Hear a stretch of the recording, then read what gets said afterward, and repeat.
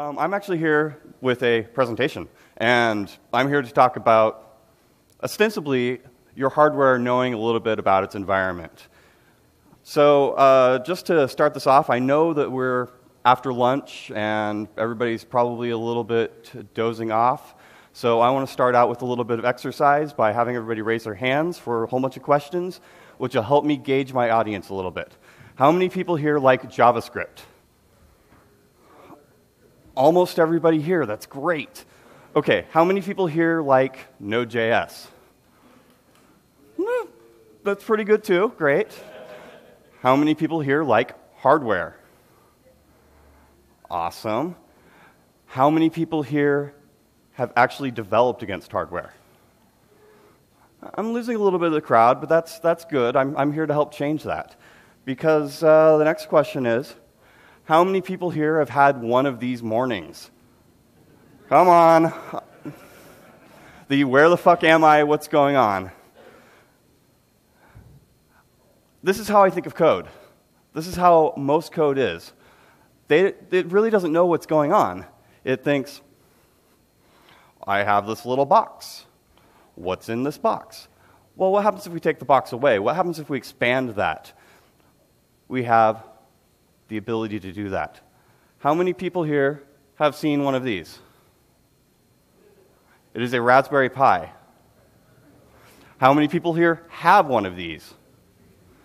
Great, that's about half of you. How many people know what these headers are? Okay, so for those of you who don't, this is called a GPIO bus, general purpose input output. You can use this to talk to the outside world. It also has this really awesome thing called a USB bus, also quite useful for talking to the outside world. So how do you do that? You connect things. So up here, I have a whole bunch of things connected. I'm going to have to be a little bit careful, but how many people know what this little thing in my hand here is? Can you see it? It's a breadboard. I can't. If I hold it up any higher, I'm going to have everything fall apart into a massive breakage of chaos and destruction, and we just can't have that. So I could sit here and tell you all about all this, but really I'm here to teach you to fish. And part of teaching to fish is telling you about some really cool concepts. How many people know about data sheets? I know this is a really scary word, hence the scared cat.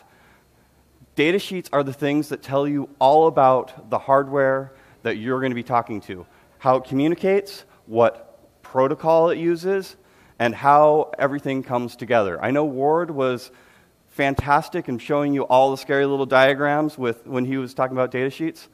I'm not going to show you anything that scary. I'm going to show you things that are a little bit simpler, this one's a real stretch, the DemoCat. So let's go ahead and break into a little bit about what's going on, a little bit about demos, and let's really hope that I can still talk to my Raspberry Pi. Yes, I can. Awesome. Can everybody see this? Are we down enough to? Great. So I have a couple pieces of hardware hooked up to this, using a couple of different connections and protocols.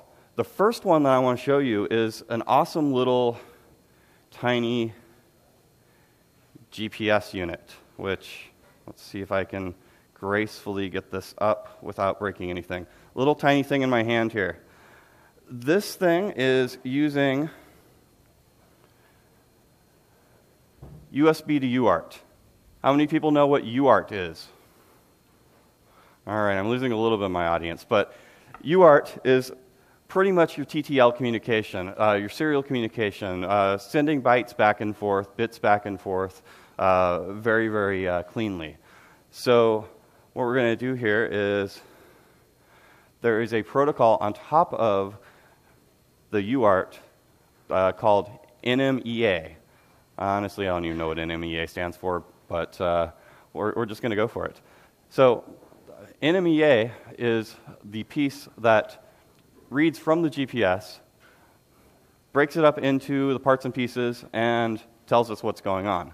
So if we were to take a look at this, here is something that's simply requiring an MEA module, connecting with Node serial port, and parsing it.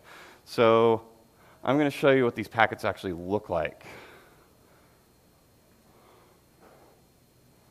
after they're parsed, provided my keyboard ever catches up from going the hard way. All right. You guys have been having network problems, I assume? Yes? No? Yes? Yeah.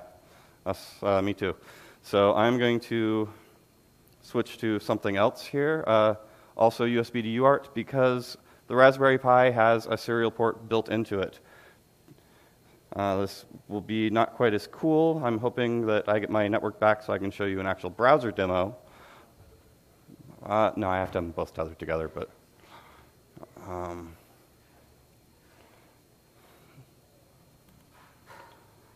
come on. Let me just go ahead and get a new.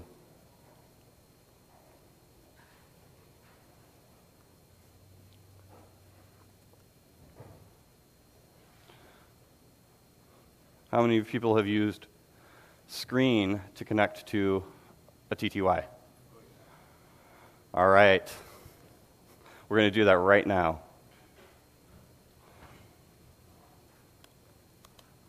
Where we are logged in.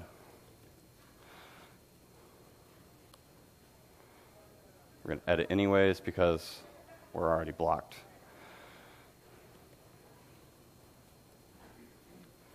So let's go ahead and take a look at this data coming out.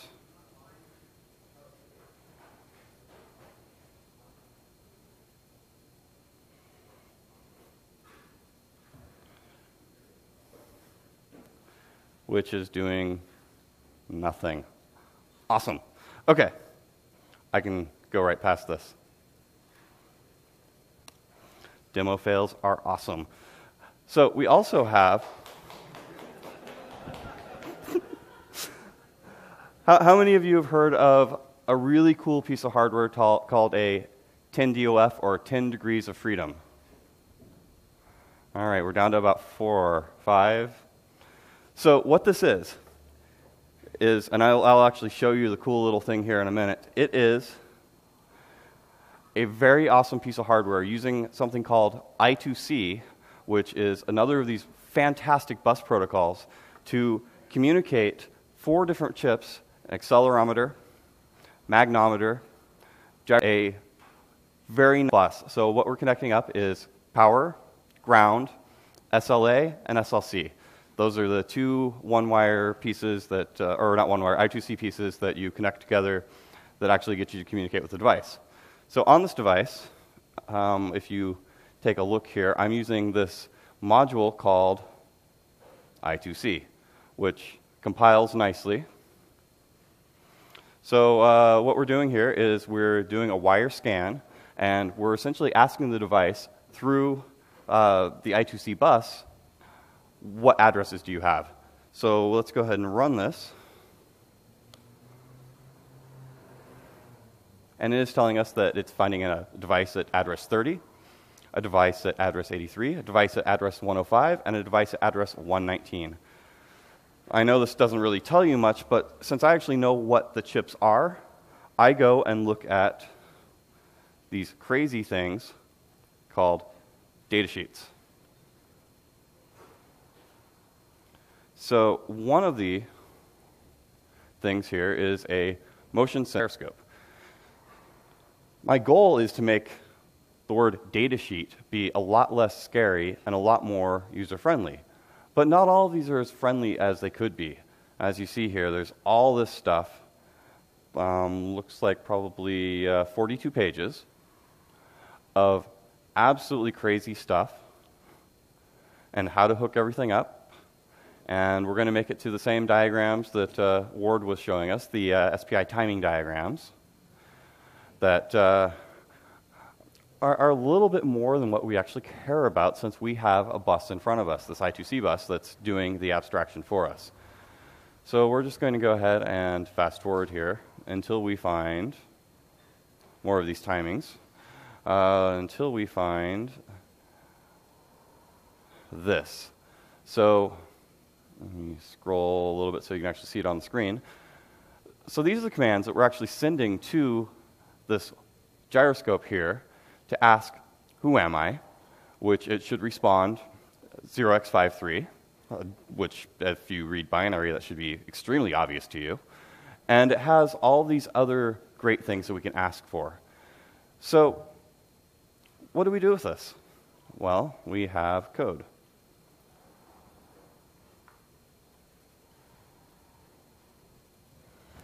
And because code is awesome, and I did hear somebody earlier complaining that they hated presenters that just sat and showed code, but you know what?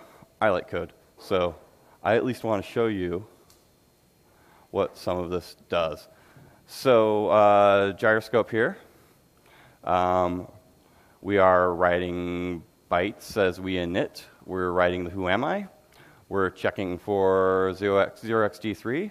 If it's the correct device, which it should be because we actually know what device it is, it goes ahead and turns off the power down, enables it, and tells us to get ready for interrupts and get ready for reading. Go ahead and read it. We read the bytes. We do the math, make sure it's signed. Really bad anti-pattern here, but eventually we call back with an X, Y, and a Z. So what does that end up doing? What does that end up looking like? Well, that's simple as soon as I can find my terminal. If all goes well, then we have an actual gyroscope with data coming out that gets disconnected because my screen session goes out when I accidentally get. So we're pretty stable right now. We're really not moving. We have a magnometer as well. So let's take a look at that code.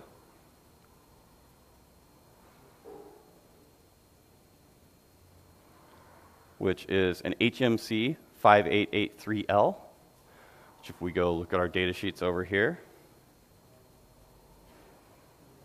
an HMC 5883L, which is another really sort of long, crazy data sheet that the things that we care about are way down, down, down, down, because while I admire Word getting so low level with bit hacking, I don't really want to go there.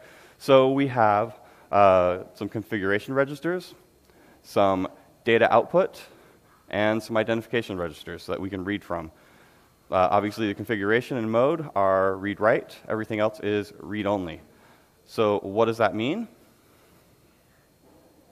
We init, we select the mode register, which is essentially turn on, power up, be ready to go, and then we get the data. In this case, we are actually able to just read all 6 registers at once, figure out everything, once again, check, make sure that we're signed, do the math, return the numbers.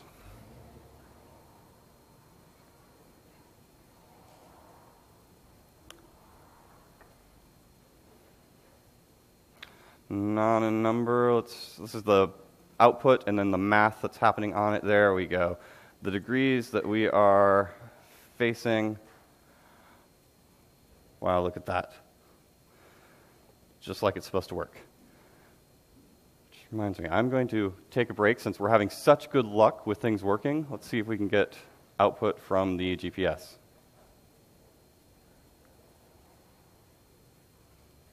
Denied. All right.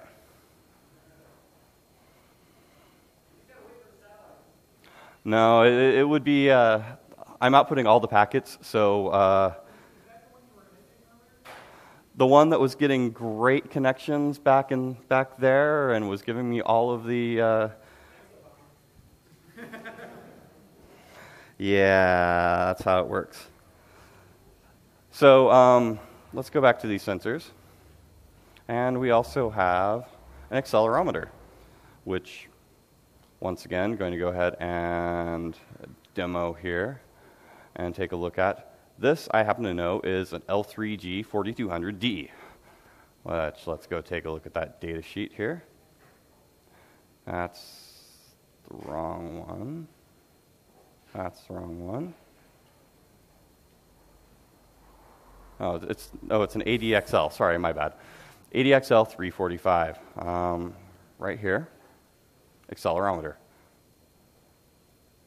Let's take a look at the data sheet. What does it tell us? All sorts of crazy timing diagrams.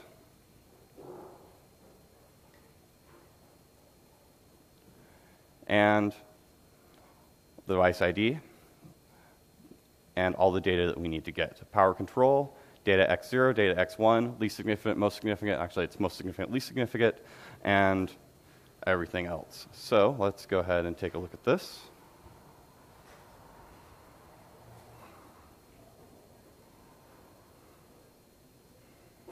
And we're getting data. Should drop it down, it should stay fairly stable, very little drift, fantastic, that's what we were looking for. So, to me, having the ability to have your software understand its environment, know more about its hardware, really allows you to do really cool things. You saw yesterday the copters flying around. Why not build your own? I am. That's exactly why I have the hardware, which, as I promised, I wanted to show you all of that and more on a chip this big, $14. Highly recommend picking one up. Highly recommend for $14 playing around with it because it cannot be beat. And any questions? What is that chip? 10 DOF, 10 degrees of freedom. Saw another hand, or is it the same question? Where do you find your sensors? I find my sensors a mix of SparkFun, which SparkFun every Friday has SparkFun New Product Friday. So I always have a really exciting thing to look forward to on Fridays, or eBay, or Newark. The three really great places to get miscellaneous sensors.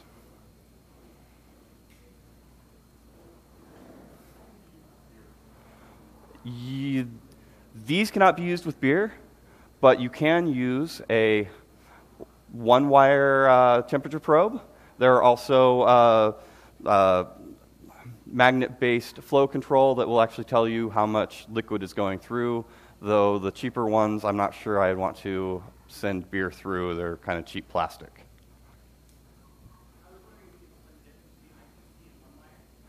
Yes. So I2C is this great protocol that allows for a ton of things available from an address. So on the I2C bus, each chip is essentially assigned an address. You can query it. You can send very, what's